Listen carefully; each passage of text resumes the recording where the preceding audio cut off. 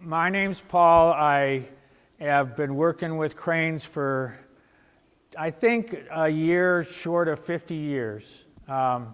And it's been quite an adventure, and I had absolutely no idea what I was getting into. I was an undergraduate student at Northern Michigan University. Who knows where Northern Michigan University is? Dale does, a couple of other people. So it's in Marquette. Right now it's under about 4 feet of snow, I think. But that's where I did my first crane work, and I was just looking for a project as an undergraduate in the mid-70s school, and some guy said, well, why don't you do research on cranes? And I said, sure, fine, what's a crane? And that has developed into a lifelong obsession, I guess I'd have to say. So this is a little bit different type of presentation. It is definitely a series of video clips, but it's also a PowerPoint. And I'm going to lead you through a lot of sort of crane biology, simple crane biology, because I think it really is important for you to know it, and you'll appreciate it by the time I'm done. Now, do we have any way of reducing the light in here? Probably not. All right, never mind. Never mind. I have to figure out what I can trip over. So, Sandhill Cranes, my first Sandhill crane was somewhat like this. I came into a wetland in northern Michigan, and this slide is actually as old as when I first went there. I don't go back there to take pictures, so I couldn't get any more. But this is a big leatherleaf bog, floating bog. It's covered with heavy vegetation. And I was like, why am I here? And then in the middle of this probably 1 acre bog was a nesting sandhill crane. And then to add to this whole thing is they are incredibly good at protecting their nests. So most birds, when you knock them off the nest, they disappear out of your sight and they're gone, and hopefully they'll come back to the nest. Not sandhill cranes. They will stand there and walk back and forth and let you know that they don't want you here. So that is the sandhill crane call that I was first greeted by when I found this nest. Now, finding nests in a wetland like this is a bit of an experience that I'll talk to you about as we go along. But first, a little bit of simple, is that in focus? Yeah. Okay, so this is one of the tallest birds in North America. We have several different subspecies, we'll talk about them, but the greater sandhill cranes, which are the ones that still nest in the Sierras, stand about 4.5 feet tall. 7 foot plus wingspan, weigh between 10 and 15 pounds, so there's not much to them. And but they are a large and incredibly, what do I want to say? There's a lot to these birds. So take a real good look at the color of that bird, and what color would you call it? Gray? Yeah. So put that into your brain and hold on to it for a while. So, usually I'm in front of a group of people who are bird idiots. And, we have to talk about what's southward migration versus northward migration. But this is a question for this group. I should probably find out and say, does anybody not know the answer to this question? So, but this is really important because great blue herons are physically extremely similar to sandhill cranes, but life history-wise are totally different. So what can a great blue heron do that a sandhill crane cannot do? Kate? No, not fish, but that's one thing. Perch in a tree. Perch in a tree. So the difference between, and this is really important to talk about. So this is a nest of a great blue heron, very well protected.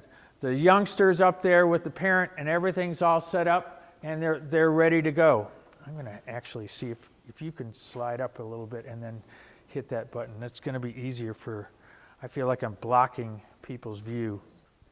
Is that a little bit better? Yes. Okay, so adult and juvenile, but so it'll be this one right there. Yeah. But now you got to sit down. All right. So the difference is a toe. One toe. The back toe of a sandhill crane is very small, and they have lost the ability to grab a hold of a limb, or potentially they never had that ability. But they can't do it, while a great blue heron can. There are two crane species that still can land in trees in Africa. The black crown and the gray crown crane have the capabilities of landing in trees, but our cranes do not. So, how important is that? Think about it. If you're a 4.5-foot tall bird, you can be 3 places. You can be in the air, on the ground, or in shallow water. Okay, so shallow water means less than 8 inches, because if it's deep water, cranes float, and if they can't touch ground, they can't get off the water. So those are the 3 places they can be. And their entire life history rotates around those limitations, and they've turned it into the ability to survive. They're true survivors. All right, let's hit the next one.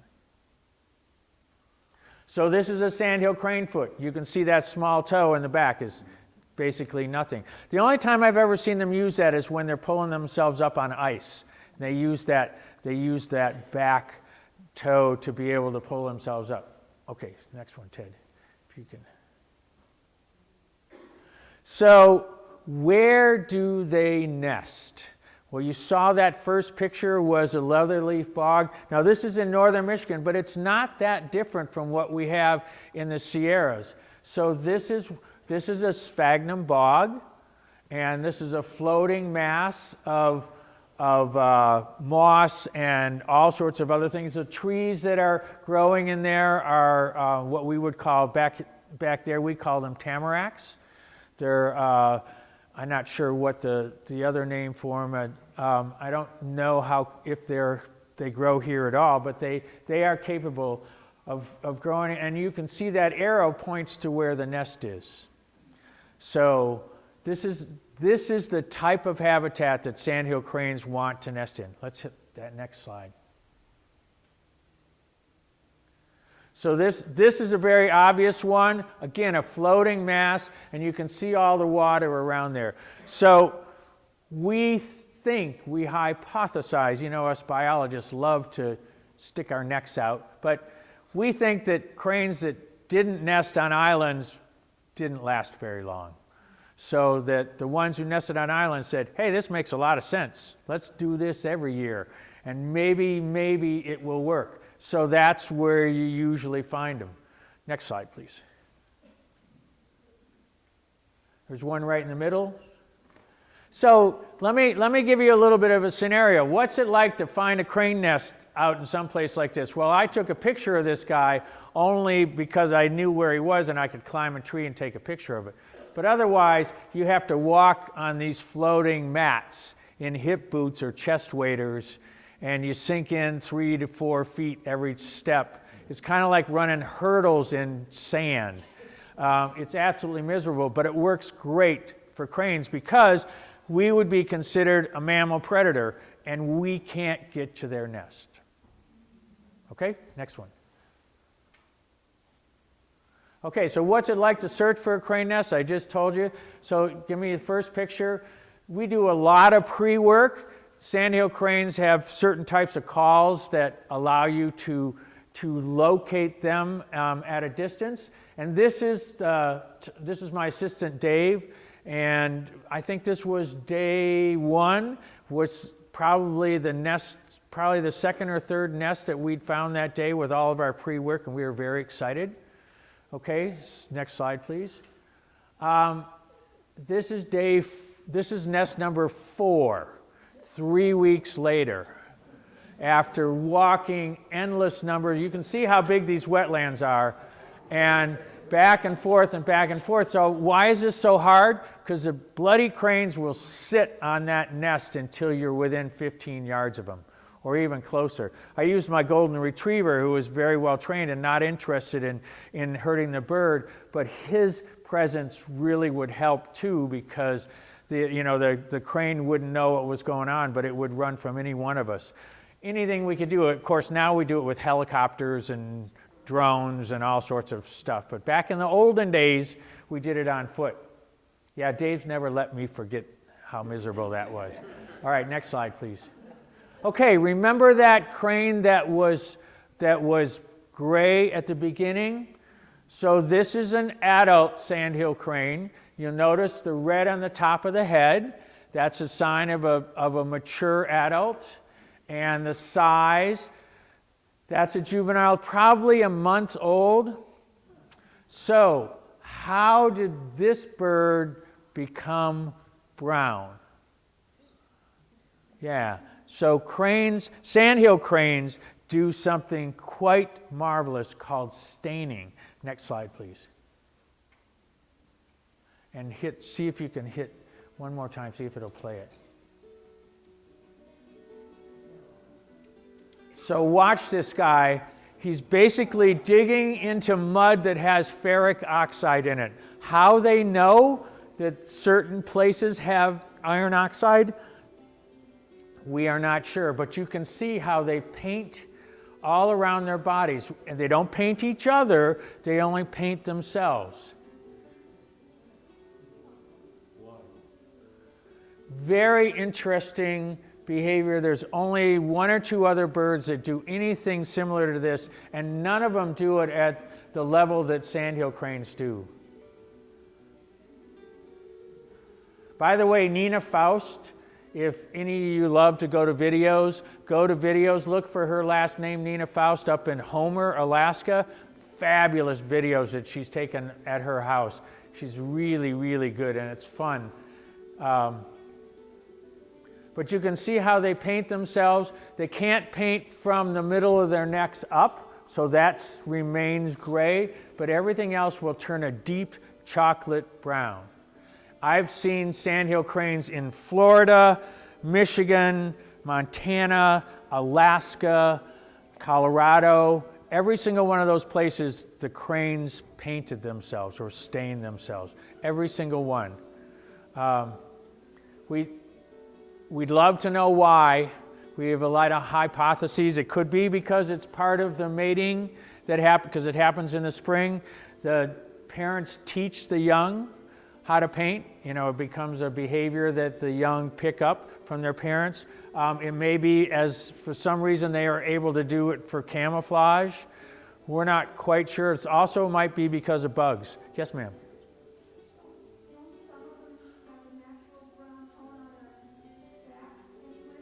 No, not sandhill cranes. In the spring, a sandhill crane would be all gray. It's a good question. Now, the juveniles would be, obviously, and they're brown, but no, the sandhill cranes are not. And when they molt those stained feathers, and because remember, it's a stain, so it does not wash off. They molt the feathers all the way through the year, and it'll take them about 10 months to molt them all off. So if you see one that's got brown in the fall, you're seeing stained feathers on the back. Okay. So sandhill cranes go back, or a crane-like bird goes back to about 9 million years. Hit that again and see if there's a bit of video here. Yeah. This is a truly ancient bird. If you get a chance to see one close up, and you look at that red on the top of the head and around the face, this is not a pretty little perching bird with lots of colors. This is a true survivor. This is a millions of years of careful evolution. These are tough, wary birds capable of surviving, which they did quite admirably after we just about got rid of them after the Second World War. And the main reason why is because people who would find a nest of cranes, what would the adults do? They would challenge the person, and the person would put up a gun. They used to call them foothill turkeys in California. Put up a gun, boom, dinner. That's the way it went. Until we had really good hunting laws, that's what really knocked the sandhill crane populations way down. Next slide, please. So what do they eat? The other thing that helps them be survivors is they're omnivores. Go ahead. So they love grains. They'll go to corn, they'll go to rice, they'll go to different types of grains that they can find in fields. But during the rest of this year, they focus a lot on insects, amphibians, anything that basically, if it moves, in the sandhill crane's mind, it's edible. When we see them down in Lodi area, you're probably going to see mostly them feeding on corn, and you might see a little bit of work in an alfalfa field, which we think is probably insect or small alfalfa leaves that they're taking. So again, they're really good omnivores. Unlike whooping cranes, they're cousins who are a little bit more specific about what they want to eat, so they're not as adjustable. Go ahead, please. Yeah, hit it. So they feed in several different places. Unlike a great blue heron that feeds almost exclusively around water, sandhill cranes will be in uplands and wetlands and also in ag fields. Hit it again, please. So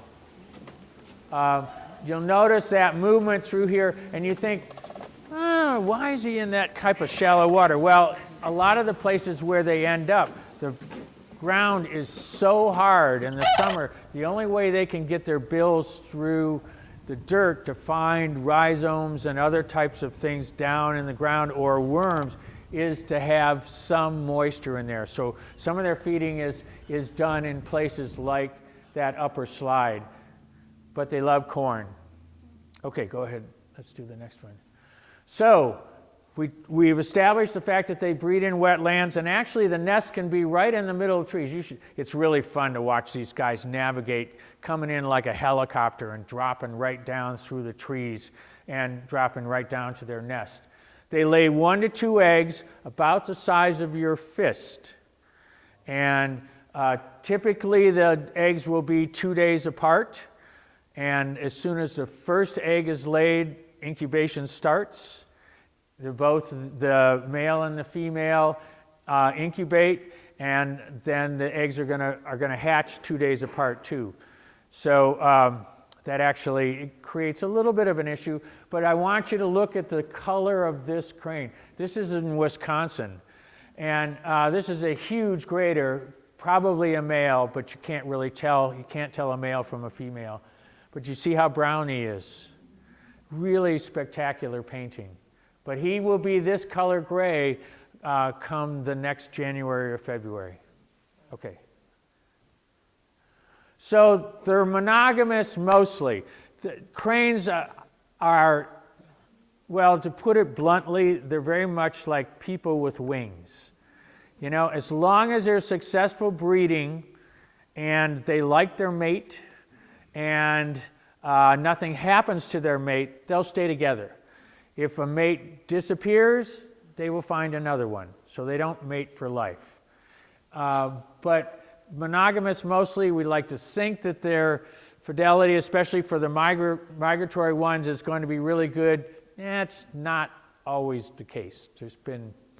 Anyway, they fool around now and then. A male may take advantage of a female who's nearby him under breeding circumstances, but we don't think that's the norm. Just to give you a little bit of a story, so a lot of these cranes end up, at least in the Pacific Flyway, end up in Lodi for the winter. And I was down there with a group of biologists and conservationists, and we saw a band on one crane, and then we noticed the crane with it also had a band. So we got pictures of it, and we sent it to Gary Ivey, who's the professor, the researcher for this area, and he radioed back and he said, back in the day, he said, I had an extra band, so I banded a mated pair. He says, I rarely did that. I usually only banded one of a mated pair when we caught them because I couldn't waste bands, but he said, I banded both of them. He said, that's Sweetie and Softy, and I banded them 26 years ago. So really neat. And it shows how long they can actually live. And we have one record of Sandhill Cranes with a band on that was seen that was over 40 years old in the wild. Very impressive. Snow geese have a lot of that capabilities too, just long-lived ones. So they do share the parental duties. It takes them a while to get going. Usually they don't successfully nest until they're in their 3 or 4 years old. But once they get it figured out, they're pretty good. And actually they'll nest in the same wetland and often the same section of the same wetland every single year. So when I used to do research on them with other researchers, we had the Wilsons and the Thomases, and we had names for each of these pairs of cranes. And when one of them wouldn't be there, it was really sad because you became very used to them. But we identified them with sonograms. Remember the old sonograms where you took a recording? We could match up the sonogram we took from the year before with the sonogram we took this year and know it was the same pair of cranes. Okay, next slide, please. So they're born feathered. That's what a colt looks like in its first day of life. And they are capable of walking or swimming in just a few hours. You can see this little tyke down here. They're called colts, like a small horse, C-O-L-T. And their ability to move away right away is how they survive. So the parents will leave from where the nest is, the youngsters will follow them, and if a predator comes anywhere near them, the crane parent has a whole series of different vocalizations they'll use to try and tell that little crane to go away, and the little crane will quickly dart off into the brush while the adult crane turns around and faces the predator. They're fearless. They'll take on coyotes, bobcats, it doesn't matter. A sandhill crane, because in the all comes to worst, by the time the predator gets right to them, poof, they can fly. It really helps. Yes, sir? What's the survival rate? They only lay like 2 eggs. Survival rate all depends on where you are. In Northern California, we have a horrible survival rate. On the average, the pair only produces 1 or 2 young for every 10 years. In most places, that's because of heavy predation. Weasels, believe it or not. And that's up in Modoc County. But in places like Wisconsin, where you have pretty good populations, about 1 young per pair every year, a little below that. So that's pretty good. Yeah, because 2 eggs is all they're going to get. Very, very rarely 3. Okay, next slide. All right, go ahead and hit this. So this is in Alaska. Couple little colts in there.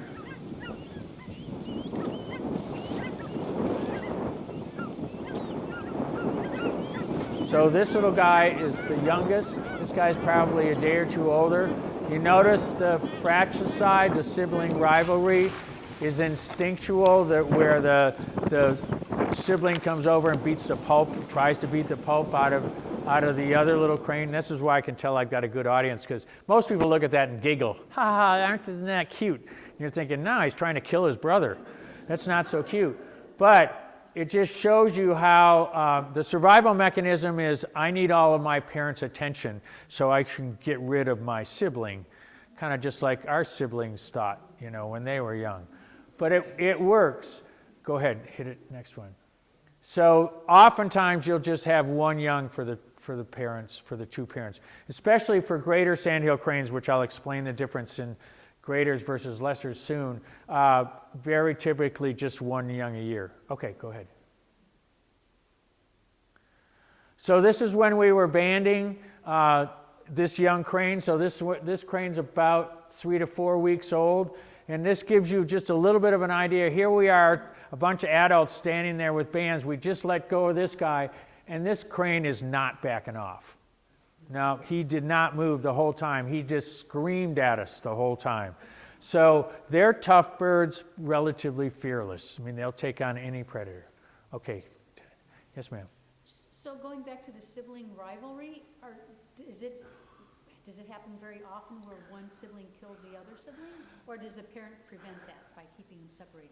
So good question. For those of you that didn't hear, she asked about sibling rivalry. How often does it happen, and does it often kill the young? We don't think it kills the youngster, but we have gotten certainly some reports of injury to to one of them, and that's a possibility. But what happens is the first couple of times the parents breed, they're not very good at keeping the young separated, but they learn. They learn real fast, just like we do. You learn to keep your youngsters apart, and they'll be fine. And by the time they're 3 or 4 weeks old, it's all done. So, it's really a first couple of week situation. These cranes grow about 10% daily. So their intake of food is really, really, really strong, and you can see how they go from that little chick, an egg the size of your fist, to being almost 4.5 feet tall in 2.5 months. Not the fastest, but one of certainly the fastest growth rates in the bird world. Yes, ma'am. So the coloration of the babies is similar to the color of the stain. Exactly. And so, for those of you who heard, so what we like to say is that somehow adult sandhill cranes have figured out that they can paint themselves to be the same color as their young. Are they that smart? I like to think they are. Do I know? I don't know. The biologists always kind of steer away from that because it's a little anthropomorphizing. But I believe that cranes know exactly what they're doing when they paint. They know exactly what it does for them. And do they understand that it's really going to help them? I don't know, but they learned it from their parents, and they're going to keep doing it. So it may be just a learned behavior, but somewhere it started. And we'd certainly love to teach the whooping cranes how to do that, because there's nothing like a 5-foot tall white whooping crane in the middle of an area like where they nest up in northern Canada, that shouts to predators, "Hey, I got a youngster over here. Come on over and have lunch. Over here. They're so obvious. But sandhill cranes are much less obvious. You can see how that coloration really blends in. Okay. So this is important because the young are born usually in April or May or June, and then they're going to stay with the parents all the way through until the next spring. And when the parents come all the way back to their breeding grounds and come back to the same wetland again and establish their territory, they're going to kick the young out. By that time, the youngster is full grown, and it's either a male or a female, and they don't want it around. There is very little evidence of any extended family involvement in annual breeding. Okay, hit this button again. So there's some really cool things that cranes do. One of them is called pre-flight behavior. And this pair is going to do pre-flight behavior, like Teresa would say to Richard, "Are we going to go now, honey?" "Well, I don't know. You want to go? Do we want to go to the North Ridge?" "Well, I suppose." "Well, is the kid coming?" "Maybe." The kid comes afterwards. But so that's something, when you see cranes out in the wild, you'll see that flight intention posture. And it can be quite funny because sometimes it can go on for 5 minutes before the other cranes catch on. But remember, and this is really, really fundamental to what makes cranes special, all they care about is their family. Okay? The male and the female and 1 or 2 young. The other cranes around them, they could care less. There's no extended family. They might end up in the same place. They might be feeding in the same field. They might be roosting in the same wetlands. That's all fine and dandy. They don't care. All the communication is within their family, unless it's an alarm call. So it's really important to realize that what we're talking about with cranes is small family units all the time. Go ahead, Ted. They certainly do migrate in flocks. Now, and you think about this, and that's a good question. I'm glad you asked. So, when our cranes come, when they're nesting out in the Sierra, you'll have a pair of cranes in 2 or 3 wetlands. They will come together in one field, a common staging area, and they'll be together as a group. And then they'll be joined by other cranes from their area, and they'll come together as a still bigger group. Do they care about the other cranes around them? No. They only care about their family, but they're utilizing the common things that are available to them that they learned from their parents. We think that a lot of these generations of cranes, you know, they only go back to the 1940s. Back in the 1940s, there was almost no cranes in the Sierra. Now, every fall and spring, we see them flying over. And you can realize how those family, how do I put this? So even though they're collectively using the same areas and their migrations that are at the same time and they're in flocks, just like you said, realistically, when they land and they split up, they will split back into family units. So we thought, that can't possibly happen. So we put a bunch of radios on cranes on the Platte River. I used to run the Audubon Sanctuary on the Platte River called Rowe, R-O-W-E. Anybody been there? A few people? Yeah. It's a bucket list. Come on, Auduboners. That's a bucket list, and Audubon has an amazing 50-year-old sanctuary on that place, and it is really phenomenal. So it wasn't unusual for the 5 miles of river that I managed for Audubon to have 50 to 60,000 cranes on that, and yet we marked those birds, and when they left and moved on, they were still a family unit. How could they tell themselves apart and all that? We don't know. But they can do it, and it's just amazing how they would pull that off. So, but we'll talk a little bit more about the Platte. So this is a typical family unit. This is in New Mexico. Go ahead and hit the button again. Usually the male doing tall alert. Notice the 2 cranes on the far left have a little bit of brown on the top of the head. That would make them a young of the year. So they're the same size as mom. Maybe the red isn't fully developed because the red is bare skin on the tops of their heads, but they're still learning what to eat from mom because they might not have never seen corn before. All right? And you notice that they're the same size. You can see a little bit of brown still on that guy, but not much. And this is November. This is November, so most all of that juvenile plumage has molted off. I saw a hand over here, yes?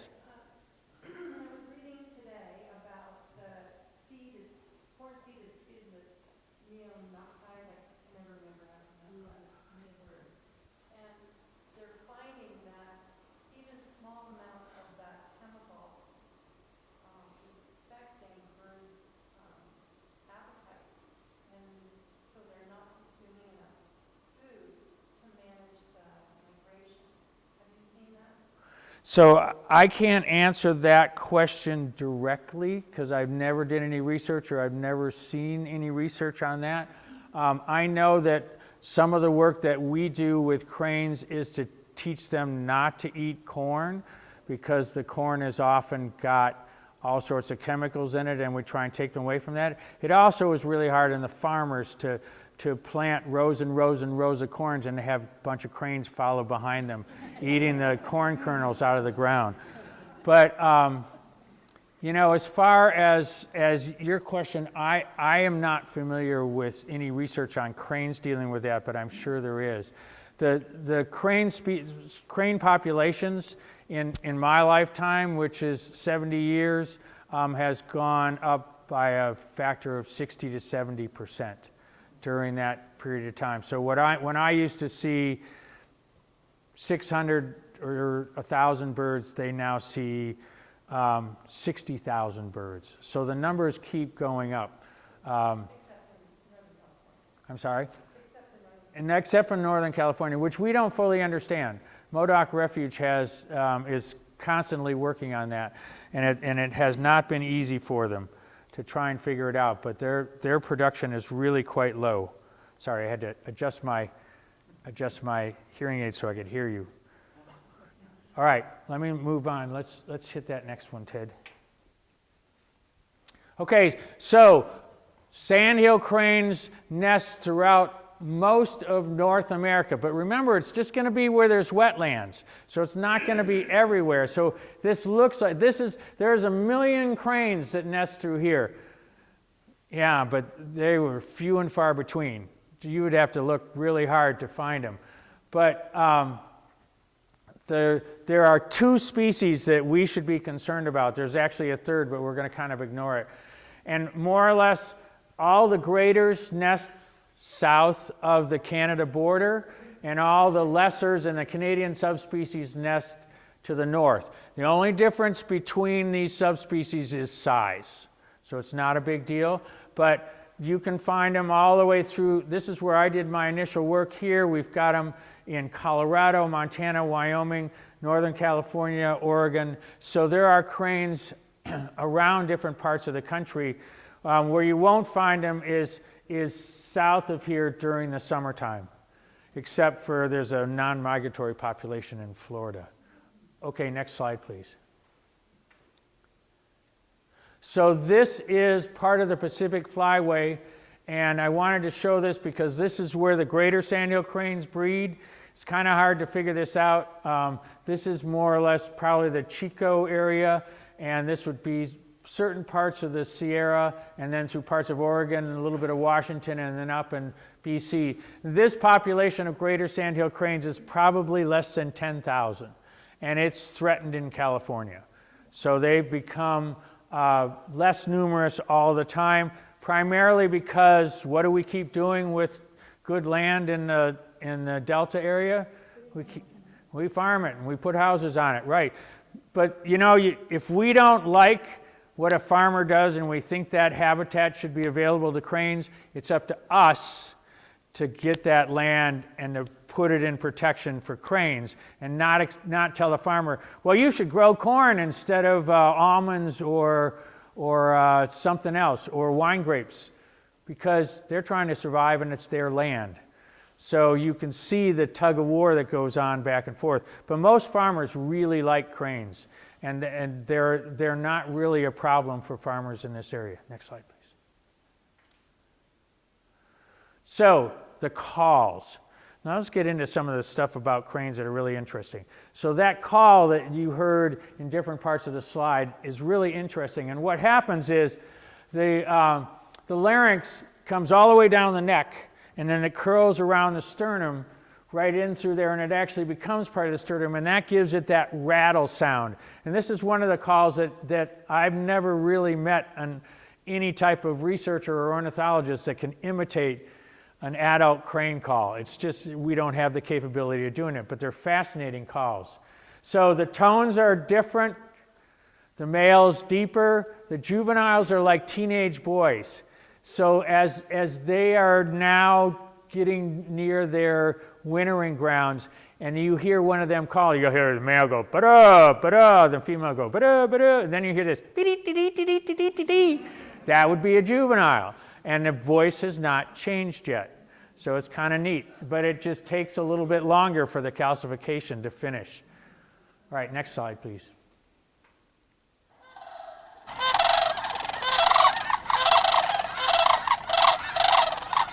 Okay, now,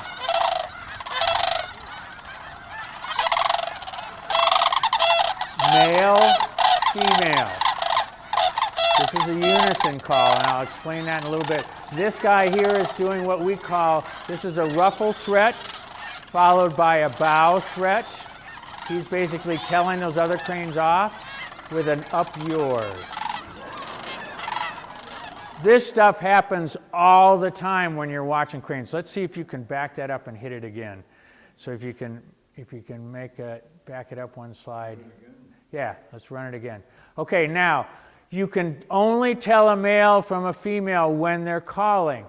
And the male's head's going to go straight up, and the female's is going to be at a 45. And to help you remember this, normally I'd have my wife here to help this, we would say, dear, did you take the garbage out? Yes, dear. Did you clean the garage? Yes, dear. Okay? Does that start? So the female is more repetitious and at a 45, and the male's is straight up. That's to help you remember it. We don't know who initiates it, but that's a good, I bet you won't forget that one. So hit it again. So here's a male. See the female right there? So this is a mated pair. 1, 2. Now here comes another mated pair. Male, female. And then that male is going to go into that ruffle threat in the bow.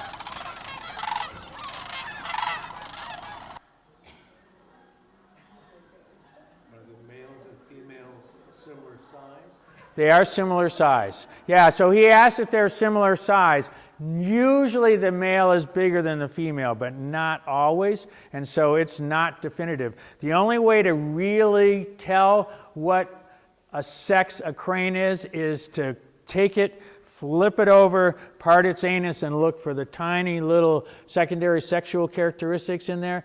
But I can tell you from experience that cranes are not really fond of that. And so it's really hard to tell them apart. It's really hard. And we do it all behaviorally. Okay, next slide, please. Do the females do the ruffle threat? Yep, females can do it, although I think it's mostly the males. But see, the problem with knowing whether or not it's a male or a female is you have to have seen some sort of identification that told you which sex that bird was, and then you got to keep your eye on it and make sure you can tell it apart from the other one. And if they change positions and you look away, you don't know which one's which. They are so similar. There's really no way to tell them apart. Okay, so what makes crane family special? Go ahead and hit this. I don't know if it's going to be. So lifelong pair bonds, 1 or 2 cranes born each year, and all of this time and energy that the adult cranes commit to their young. Very impressive. Typical, Ted and other Rudy can tell you that this is not typical of most bird species. Certainly the smaller bird species, they do not put this much time and energy into their young. What does the average perching bird put into their young to raise them, and then they head out? Month and a half? Yeah. So this is almost a full year.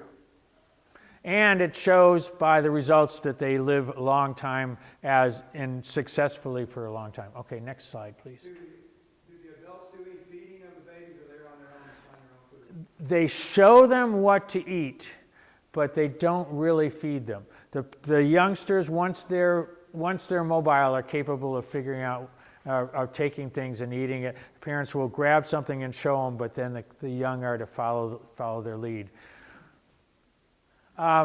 Cranes aggressively defend their nest and young. That's a given. But a lot of birds do that. Canada geese don't get between a Canada goose and its goslings in the spring. You will be attacked. So it's not unusual for some birds that size to aggressively defend their young. Okay, next slide, please. So I like to say that many of these behaviors are mammal-like. Not saying that mammals are superior, because as Audubon people, we know that in many cases birds are far superior to mammals. But, that was a joke, everybody, never mind. But these behaviors are mammal-like, and I love the fact that cranes somehow have figured this out. And they really are incredibly smart birds. Next slide, please. So this is some footage I took down at Bosque del Apache in New Mexico, which is where, except for this winter, this is the first time I haven't been giving workshops down there since 1995. So 29 years. But go ahead and run this. So this is a morning. Cranes roost in the wetlands at night. I'm not sure where I've covered that very well, but this is the type of place where they'd be at night and they sleep standing in shallow water. Now watch, this is a pair adults right there, and these are their young of the year. Watch this. So we don't tend to think of birds as showing affection, but this is a very interesting sequence. So mom turns around, initiates contact with one of her young, little bit of dancing with her mate, which is a beautiful thing to watch for cranes. This is November. This is 5 months away from breeding time, and there they are dancing. So dancing can sometimes just be because. We like to say that it's cementing those pair bonds. And the kids walk by and say, yeah, Dad, get a room.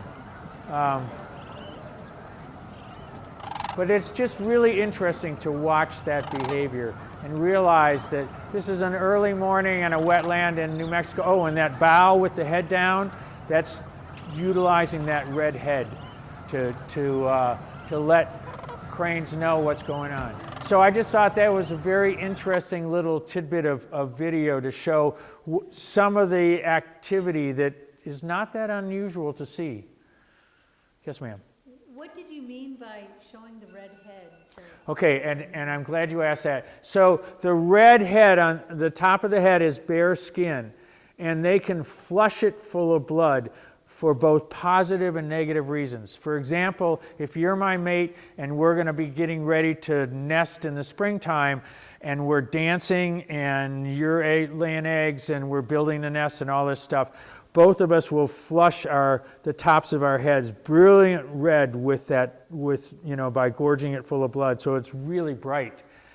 At the same time, if Ted over here gets a little too close to us, I will flush that same red part of my head and I will point it towards him, which is my way of telling him, I don't think you should come any closer to me. And cranes all know what that means. So it's a really strong way that they communicate, both within families and between families. So I'm sorry, I think I had that in another slideshow, but not in this one. Okay, next slide, please. So they dance. I want to talk about the dancing is just really cool. So all crane species dance. Go ahead and hit it again. I'm not sure why we're not getting anything out of this. So there's 15 different species of cranes, and every single species dance. You've probably seen videos of the Japanese cranes dancing in the winter in Japan. Absolutely gorgeous. Sandhill crane dancing is also beautiful. And they'll do it any time of the year. It's most appropriate and most beautiful to watch in the spring, and when they're actually building the nest and getting ready to lay eggs. Okay, next slide, please. They'll do it to attract a mate. They teach their young. Go ahead. It's not unusual. Let's say when I'm doing a morning workshop in New Mexico, there's freight trains that go by very close to where we are, and the cranes start to get really nervous about they can feel the vibration and they can obviously hear them. And so when that happens, they'll all start to do kind of a flutter dance. And so that's not an unusual thing to see. Next slide, please. So it's also a sign of pre-migration excitement, a lot of dancing going on. Next slide. And sometimes they do it just because. I mean, they don't have to have a reason. So what birds do we know of that dance? Give me some species that dance. Western grebe. What else? Loons, yep. How about lek birds? Grouse, prairie chickens. So who dances? The males. And they dance only in the spring, and they dance only to show that they're the best dancer so that the female knows who she wants to mate with.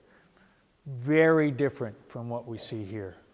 Very different. They dance like us. There you go, people with wings. Yes. Yeah, there's quite a few different species of birds. Now, I don't know all of the behavior to know if they dance at the same time as cranes do, but it's just, it's one thing that cranes do that you might see down in the Delta area that's very interesting to watch. It's beautiful. Go ahead, Ted. This is some video off the Platte River. Go ahead and hit that. And there's no sound. They had piped in a bunch of flute music that didn't make a lot of sense, but you can see the bowing. So I have no idea if this is a mated pair that's dancing. Maybe it's a crane trying to attract a mate. They dance kind of around each other, but you can see it's graceful movements. It looks like dancing. Notice the level of the water here. This is perfect crane habitat. 2 inches of moving water. A mammal predator would have to splash across there to get to a crane. And this is on the Platte. It's not unusual to see cranes dancing by themselves, kind of like us when you got your favorite music on, you know, and you're vacuuming the living room. And we don't know why. You know, it's very difficult to know why. And ask some of your biologists here, understanding why a bird does something is really, really difficult to show. It's almost impossible. They love to pick up things and toss them. This guy's a little proud of himself. And he's got a great trumpeting call at the end there. Okay, let's hit the next slide. That's the end of this. So, what's important about this? You can have huge flocks of cranes, but they're groups of families. Okay, go ahead and hit it. So when you're on the Platte River, and go ahead and hit it one more time. And this is Rowe Sanctuary, and you've got 20, 30, 40,000 cranes there. It's still groups of families. It's not random birds that came together. They are just all utilizing the same area. This is why you got to go see this. And don't worry, the weather's beautiful in Nebraska in March.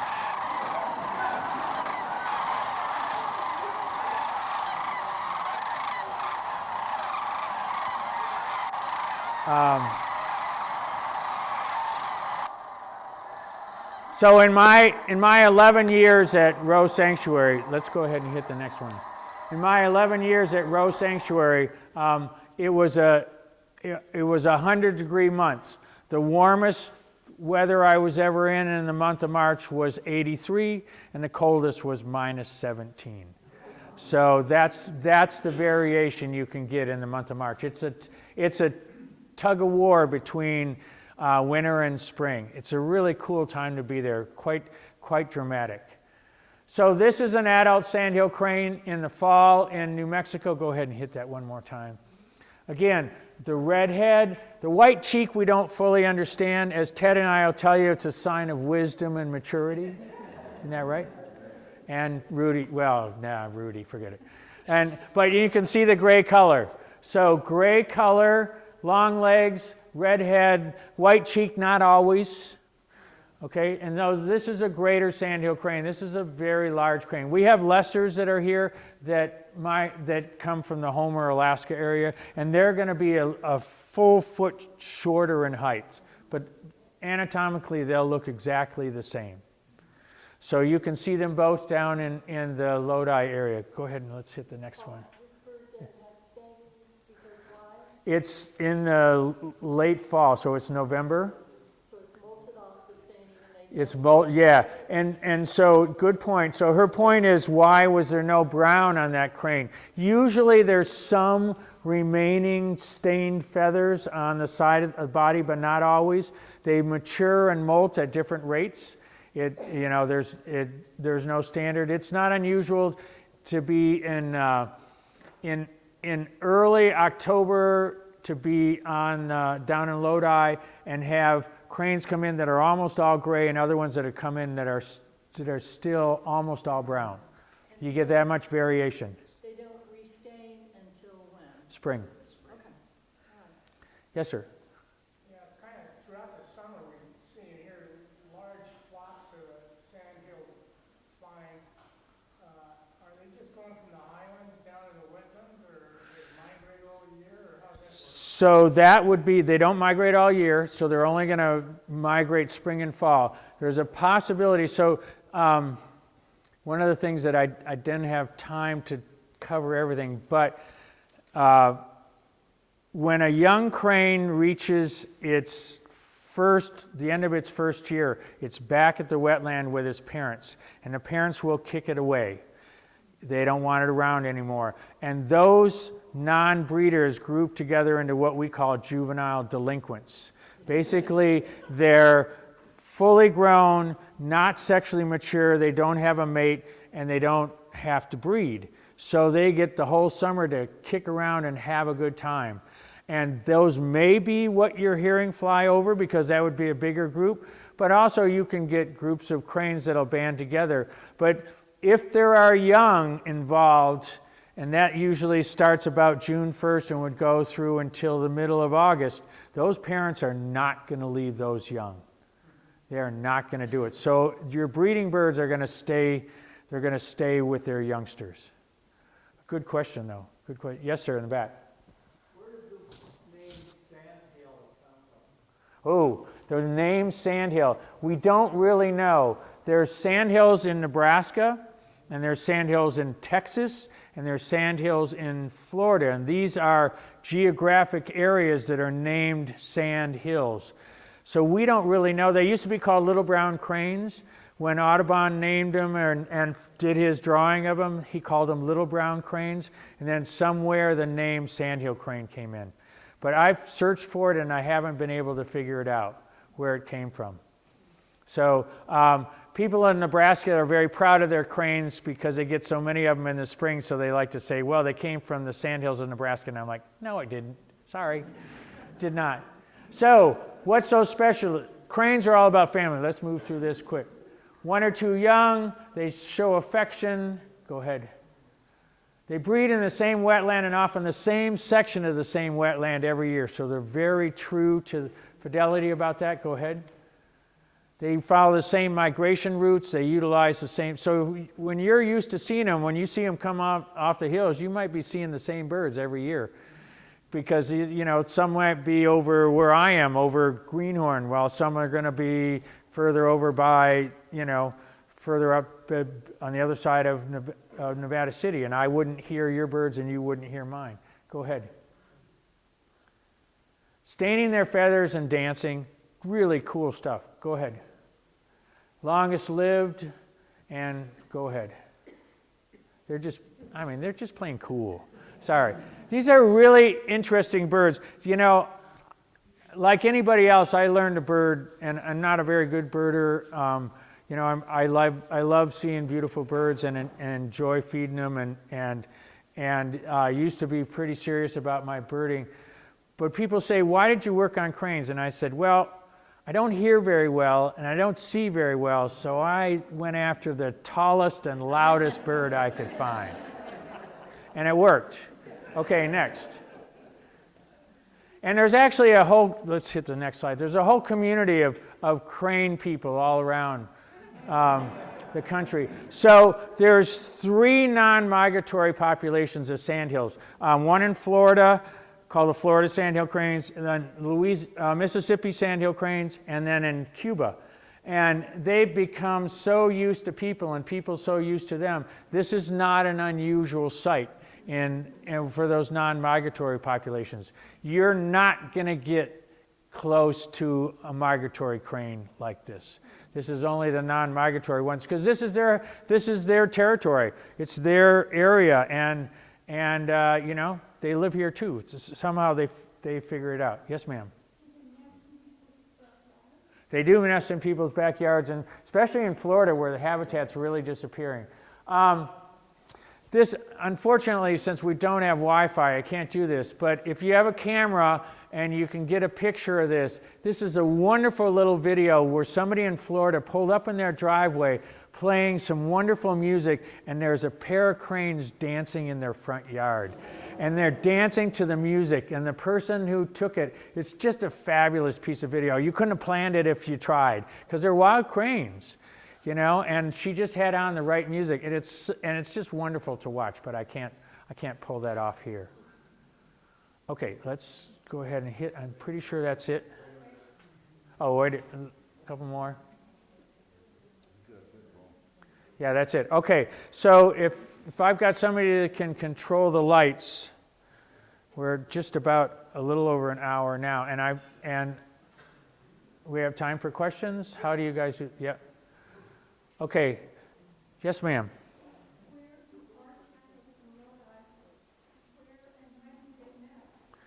So the cranes that winter in the Lodi area will nest from in May in the Sierras and up in Modoc County and in Oregon. But if they're from Alaska, which the smaller ones are going to be, they won't nest for probably 2 to 3 weeks later. So,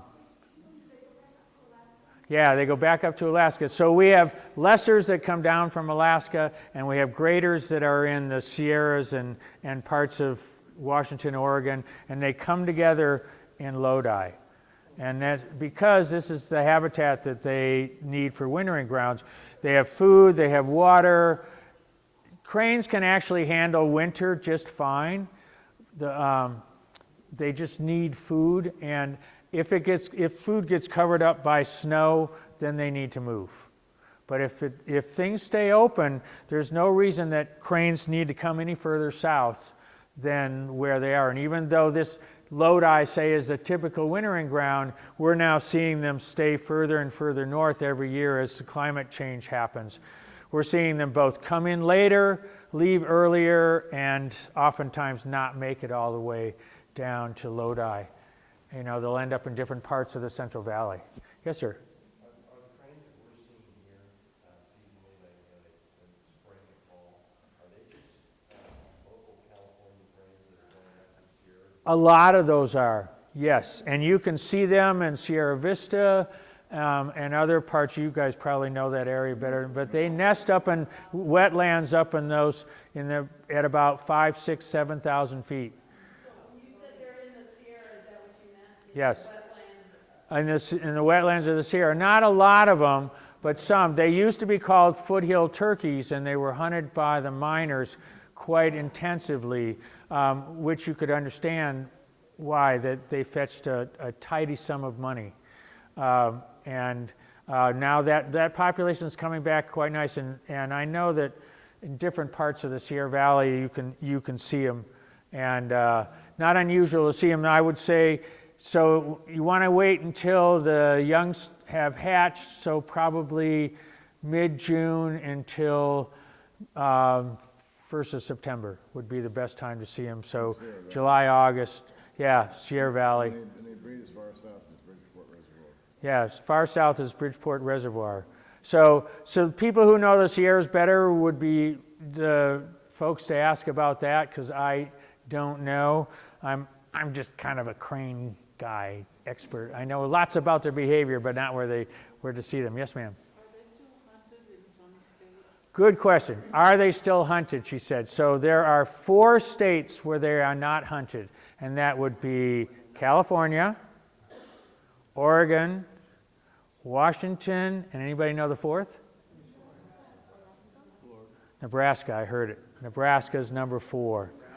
Yeah, Nebraska kind of looks at the number of cranes that comes through there in the spring as something that they are very proud of.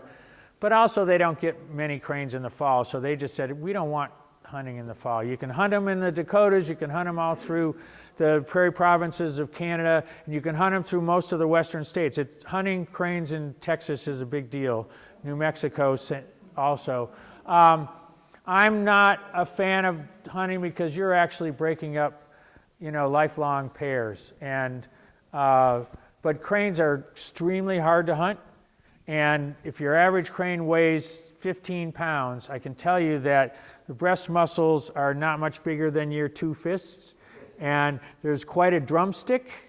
It's a long drumstick, but there's not much meat there. So they call them, the guys who hunt them like to call them the filet mignon of the sky. It is good. I have eaten crane when it hits the power lines in Nebraska. When I ran the Audubon Sanctuary there, sometimes we would take fresh ones and breast them out and cook them. It's very dry, so you have to be super careful about how you cook it, but it's really good meat, and I can see why people like to eat them, but I could never, ever, ever shoot a crane. So I've had to kill so many just because I found injured ones that I knew were not going to make it, and I couldn't stand watching them suffer, and that just was part of the deal. Power lines. Power lines are some of the biggest predators. Dogs, guns, obviously, bobcats can take adult cranes or juvenile cranes, and then there's another piece for you guys taking notes. In Steamboat Springs, there is a group of cranes called the Colorado Crane Conservation Coalition, CCCC. But they run a festival called the Yampa, Y-A-M-P-A, Crane Festival, and they were able to figure out how to put a camera on a nest on private property that is infrared and took video of the nest all night long. So what did we learn from this? Number one, cranes are absolutely blind in the dark. They can't see a frickin' thing. Here's this female crane who hears something around her. She's standing there, moving around. She's, the nest is at her feet, and on her back is a weasel trying to get to the nest or something else. It never did, but it was, all of us are sitting there watching going, there's a weasel on your butt, we're yelling at her. Of course, she can't hear a thing, but it was so interesting to watch them. So that's one of the things we learned, is they're absolutely stone blind. And I had one of the researchers said, well, the male never came to her aid when she was under duress from the predator. And I said, why not? Because he can't see either. He can't see in the dark. She can't see in the dark. I mean, that's why the cranes rarely migrate at night.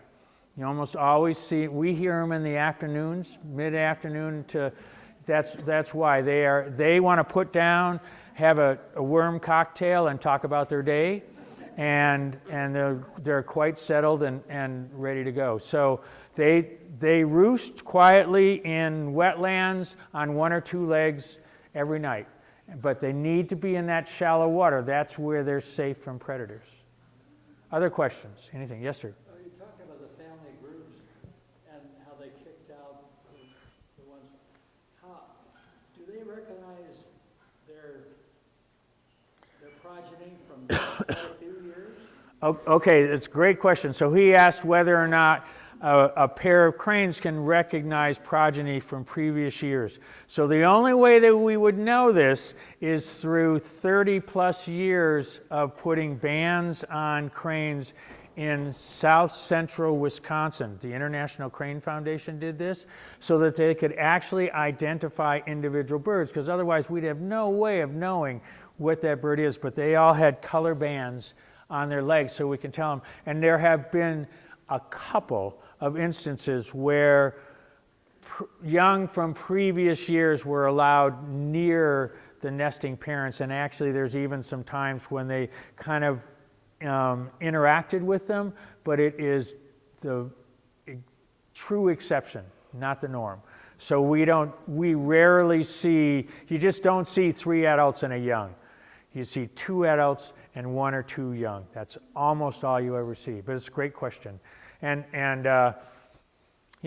cranes see a mature youngster as a threat. They don't want them anywhere near them.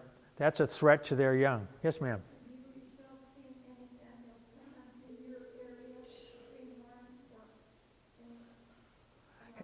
Around here, have I seen them land around here?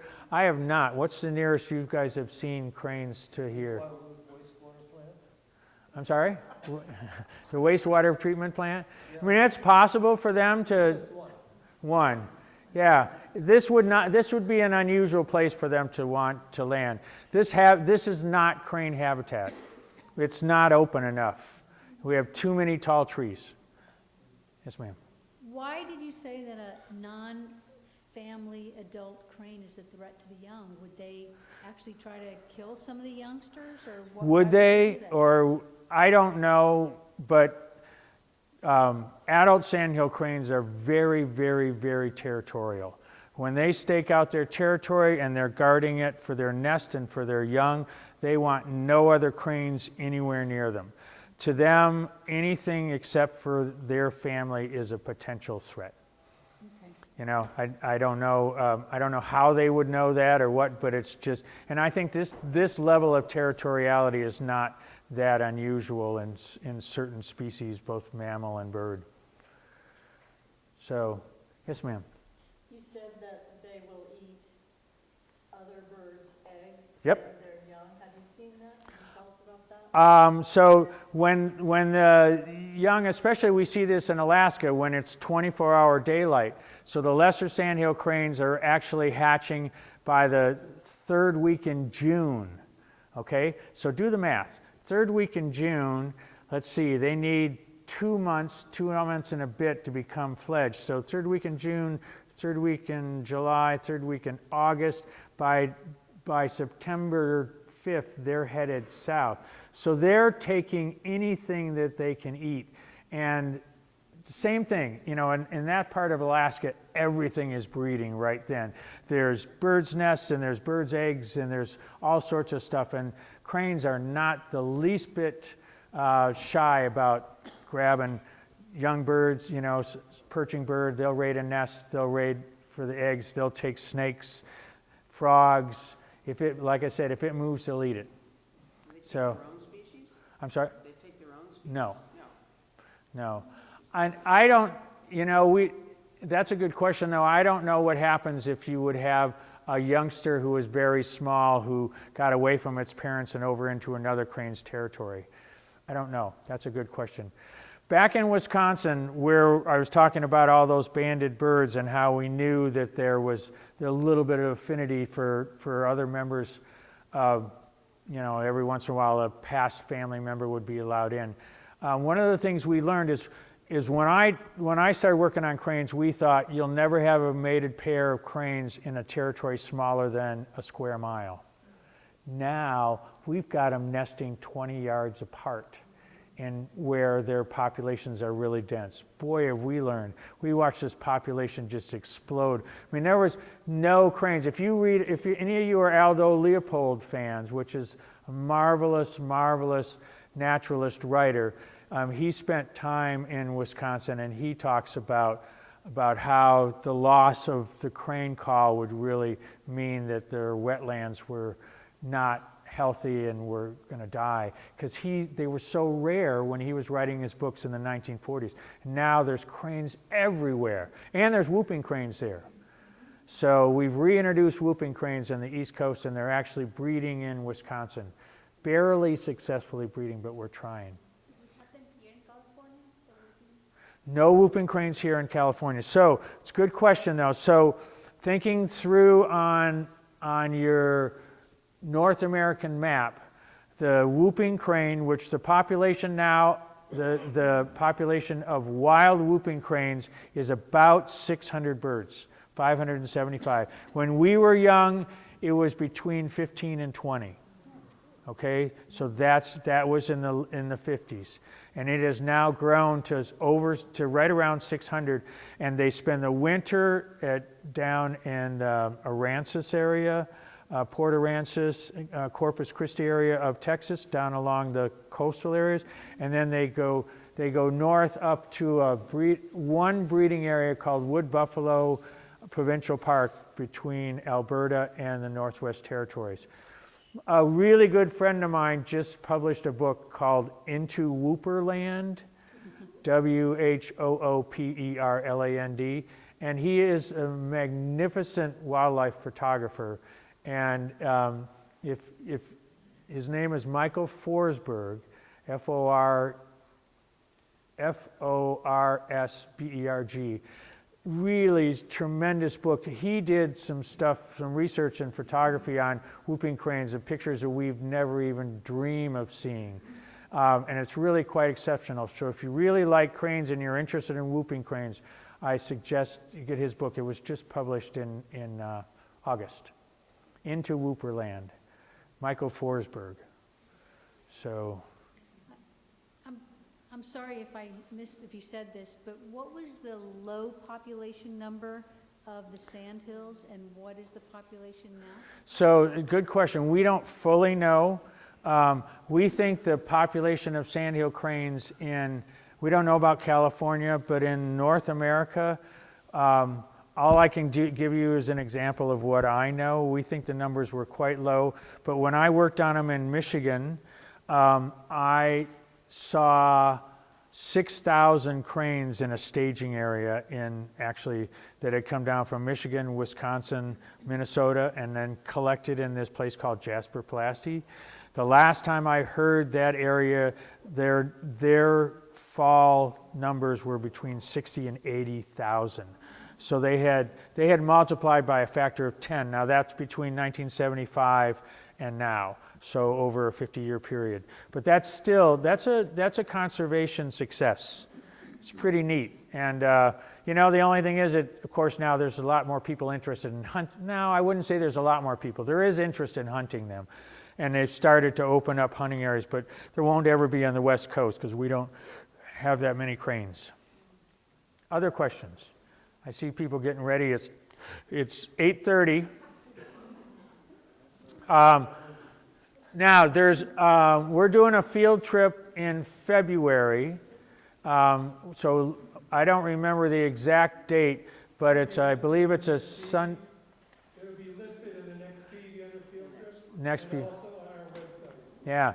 So we're going to go down to Staten Island, which is a Nature Conservancy property down outside of the Cosumnes Preserve. And you will see some of the most outstanding numbers of sandhill cranes, tundra swans, cackling geese, greater white-fronted geese, snow geese. And that's the time when all these birds are starting to think about migration. And there are so many birds down there. If you like the awesome spectacle of huge numbers of birds, it'll be a really fun trip. It's a bit of a drive down there. It's 2 hours plus all the way down, but it's worth it if you've never been there. It's really going to be quite spectacular. If the weather's good. If it's raining, we ain't going. You don't want to be down there in the rain. You can't see anything and the birds won't fly.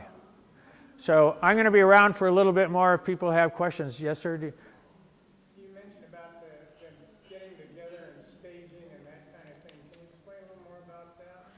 So this is not unusual for many different species. And if you think about it, at some point we probably only had 4 pairs of sandhill cranes in the Sierras. So there was 4 common parents, and they're teaching their young the southern migration routes, where to stop, where to spend the winter, and where to come back to where they bred. It's all very much a visual training.